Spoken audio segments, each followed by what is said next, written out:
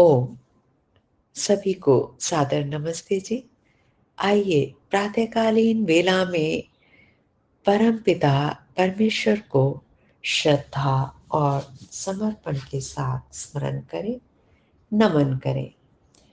ओम नमो ब्रह्मणे नमस्ते वायो त्वमेव प्रत्यक्षं ब्रह्मासि त्वामेव प्रत्यक्षं ब्रह्म वदिष्यामि ऋतं वदिष्यामि सत्यं वदिष्यामि तन्मामवतु तद्वक्तारं वतु अवतु मामवतु वक्तारम्। ओम। वेद सर्वज्ञ परमेश्वर का वचन है। आइए 7 छंदों में परिणत वेद वाणियों को प्राप्त करते हैं और वेद वाणियों को आत्मसात करते हैं, उस मार्ग पर चलते हैं, उसको व्यवहार में लाते हैं। ऋग्वेद का प्रथम मंडल 34वां सूक्त और चौथा मंत्र आज हम देखेंगे। ऋषि हिरण्यस्तुप आंगिरसः देवता अश्विनौ छंद भूरिक्तुष्टुप और स्वर पंचमः।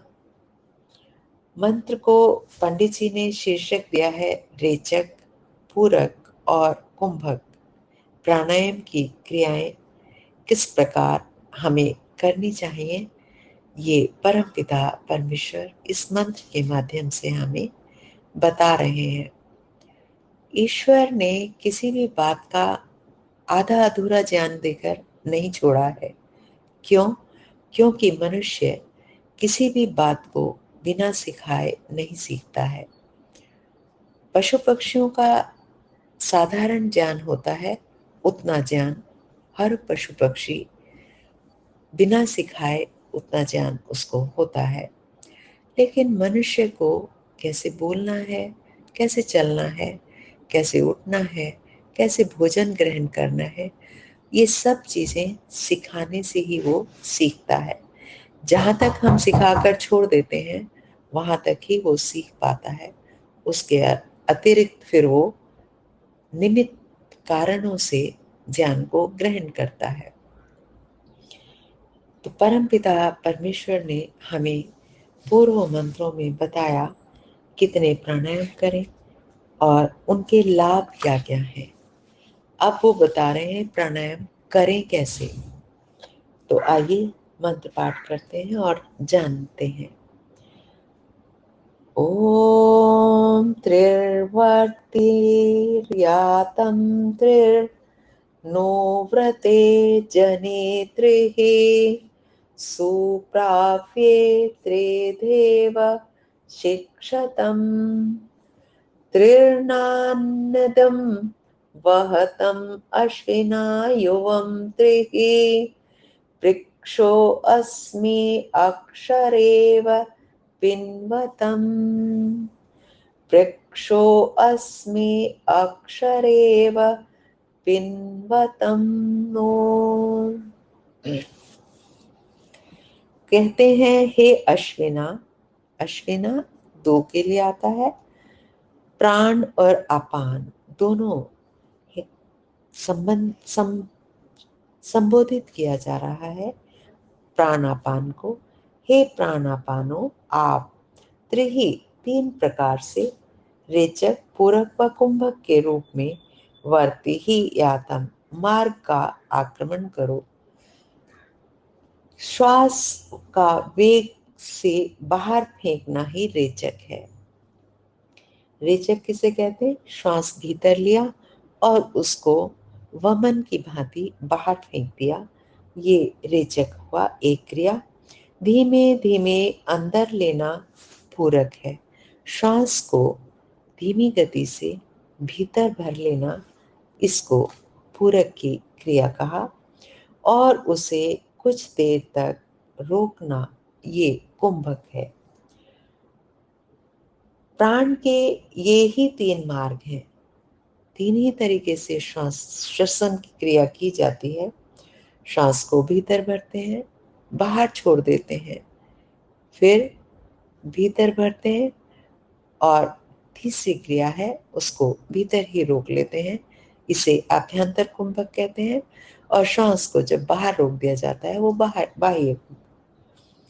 तो कहा प्राण के 3 ही मार्ग हैं। प्राण के यही 3 मार्ग हैं। अनुव्रते जने, अनुकूल व्रत वाले मनुष्य में ये प्राणापान 3 बार चले, अर्थात प्राण साधना करने वाले के लिए यह आवश्यक है। क्या आवश्यक है? कि वह प्राणायाम के साथ सात्विक अन्न के सेवन आदि व्रत अवश्य लें। तो केवल प्राणायाम से हमारा शरीर पुष्ट हो,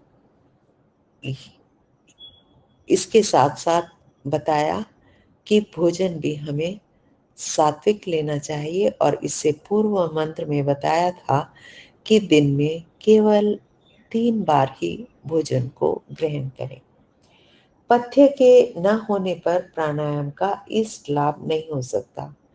जो पथ्य मीन्स जो करना चाहिए, क्या नहीं करना चाहिए, इसका यदि हम पालन नहीं करेंगे तो प्राणायाम का मनोवांछित इच्छित जो प्राणायाम का परिणाम होना चाहिए वो हमें ठीक प्रकार से प्राप्त नहीं होगा।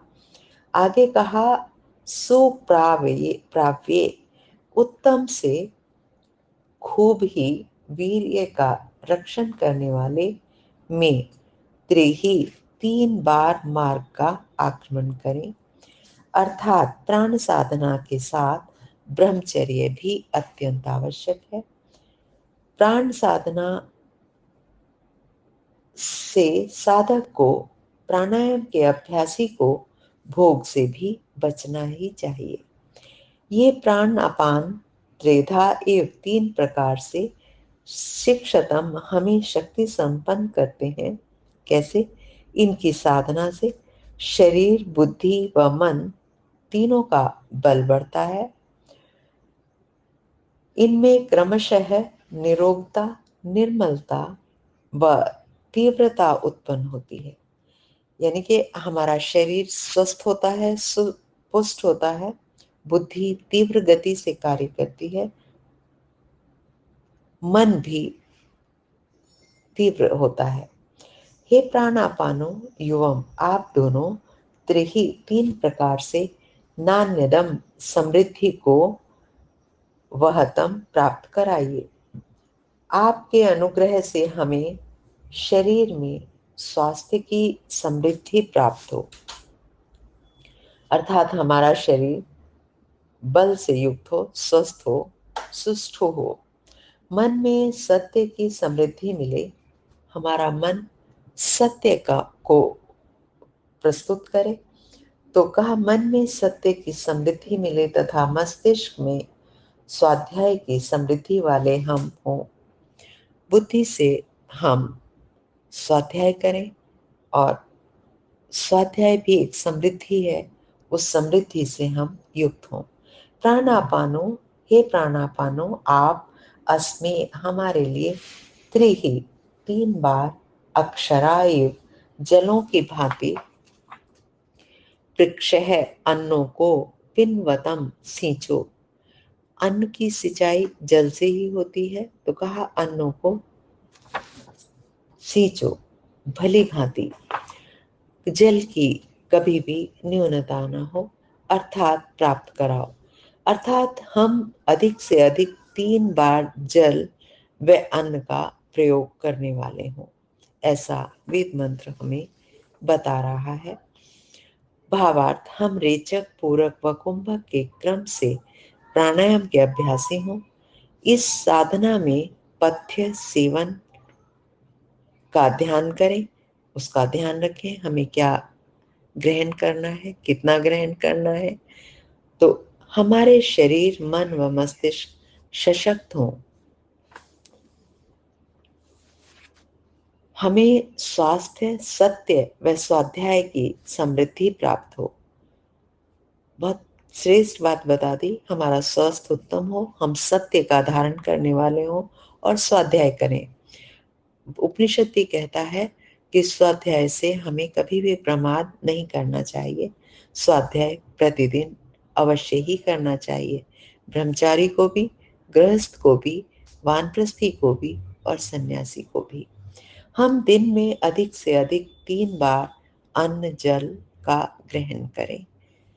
आज के मंत्र का यही सुंदर संदेश जो हमारे दैनिक जीवन से संबंधित है, व्यवहार से संबंधित है, इसका हम पालन करें और अपने स्वास्थ्य को 100 वर्ष या उससे भी अधिक ठीक बनाकर चलें।